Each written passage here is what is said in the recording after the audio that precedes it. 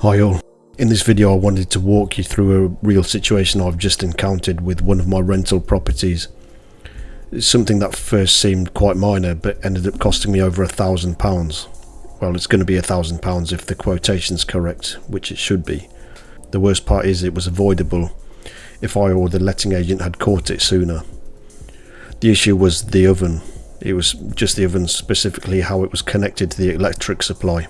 When you look at a built-in oven in a domestic property, most people don't think twice about how it's powered. We just see it as a plug that goes into a socket and that's that. But when you're a landlord, it's not just about whether something works, it's about whether it's compliant with current safety regulations. Here's one of the core issues. When an oven draws more than 13 kilowatts of power, UK electrical safety regulations require that it be hardwired into its own dedicated circuit. You can't just plug it into a standard wall socket. It's simply not safe or allowed in a rented property. In my case, the oven was plugged into a wall socket and probably had been this way for many years. The property it was in was quite cheap and the tenant type or the property owners before were probably avoiding compliance. It basically didn't seem the most compliant property even when I bought it.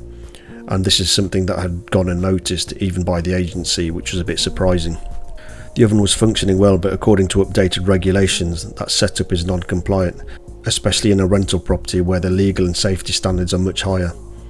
When this was finally picked up, the agents just went round to check the property and happened to notice it 2 years into them managing it and me owning it. It triggered the need for urgent remedial work, and this is where costs started to climb. The first recommendation was to upgrade the consumer unit, which is basically the fuse box that manages the entire property's electrical supply.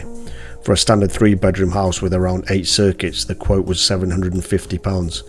That included supplying and fitting the new unit, upgrading meter tails and improving bonding, all essential safety measures. But that wasn't all, because the oven needed its own dedicated circuit. A separate installation was required that included cabling, trunking, an isolator switch, a proper outlet plate, and of course labour. That was another £325 on top of it. So we're now talking of a total of over £1,000. So I've got this quote. One was from my standard electrician who I've used for years, and another was from another electrician that the property agents use, and they are both probably going to turn out to be around the same.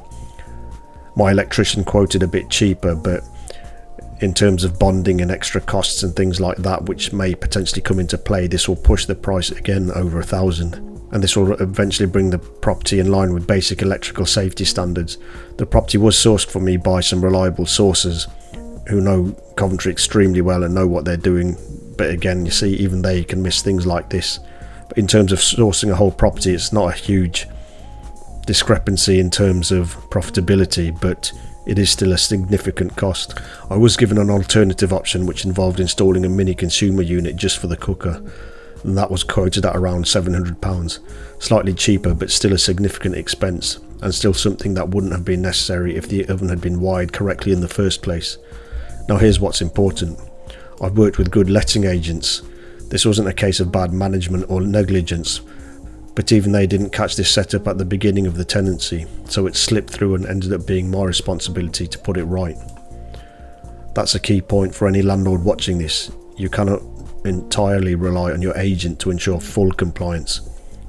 Generally, a good agent is good, but you often have to take full responsibility yourself, or at least double check that essential systems like electrics, fire safety, gas and so on are reviewed properly. Because once something like this gets flagged, you have no option but to act. It becomes a legal requirement and a potential risk to your tenant's safety. If anything were to go wrong, the liability would rest with you as the landlord.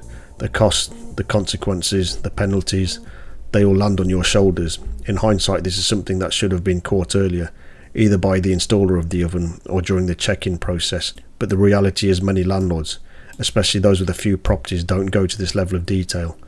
We rely on professionals, and most of the time that works out fine, but now and then things slip through. So what can you do in this instance? First, make sure all large kitchen appliances in your rental properties are correctly installed. Ovens in particular should not be plugged into a standard socket if they're high wattage. Check the label on the appliance, it will show the kilowatt rating. Anything over 13 kilowatts should not be plugged in. Second, if you're not sure, get an electrician to carry out a proper inspection. Better to pay a little up front than a lot later on. Thirdly, don't assume compliance just because a property passed a check a few years ago. Regulations change. What was acceptable in 2015 might not meet today's standards. Regular updates and inspections are part of the job. And lastly, if you're managing multiple properties or growing a portfolio, as I am, consider creating a compliance checklist for each property. That way you're not relying on memory or assumptions. You have a system in place to ensure every property is safe, legal and up to standard.